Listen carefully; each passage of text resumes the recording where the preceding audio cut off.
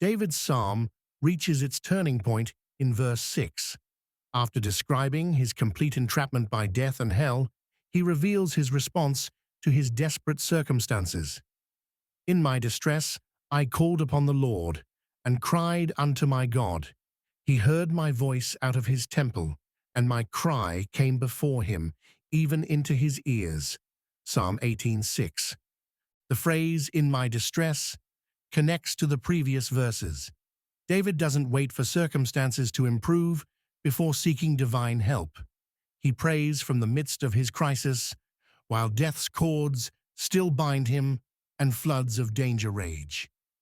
Many believers postpone prayer until they exhaust all human options. David shows the proper response to overwhelming opposition, immediate appeal to divine intervention. His distress becomes the catalyst for communion with God, rather than an obstacle to faith. The word distress suggests being pressed into a narrow place with no room to maneuver. David experiences the crushing weight of circumstances that leave him no human escape. This pressure drives him to his knees in recognition of his complete dependence on divine deliverance. David's prayer involves two distinct actions. He called upon the Lord and cried unto my God. The first call represents a formal invocation of God's personal name. David appeals to the self-existent one who keeps his promises. The second appeal becomes more personal. David cried to my God, showing both an intimate relationship and a desperate need. This progression from formal address to personal plea shows how crisis strips away religious formality and drives believers to authentic communication with their Creator. The distinction between Lord and my God reveals David's understanding of God's character. He approaches the Lord as the sovereign ruler who controls all circumstances. Then he appeals to the Lord as his personal God who cares about individual needs.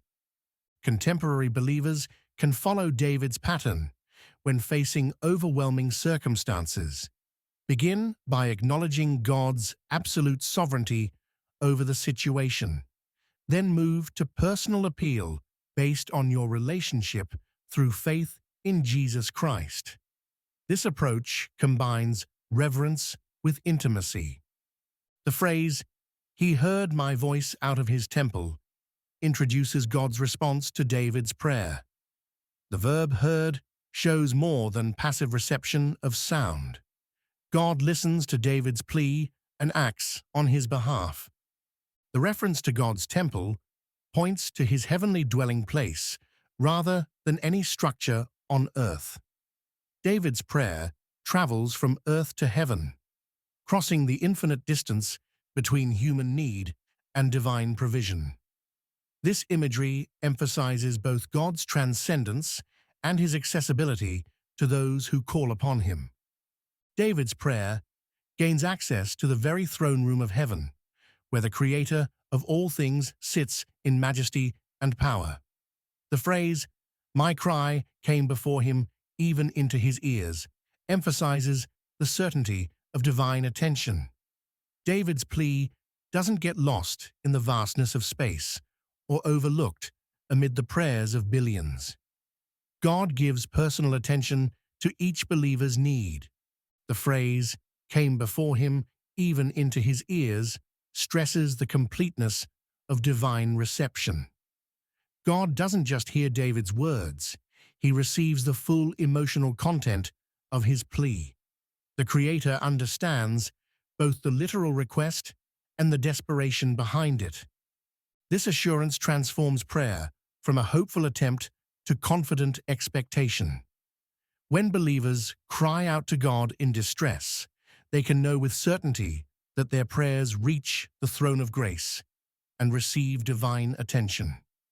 Jesus confirmed this truth when he taught, "Ask, and it shall be given you.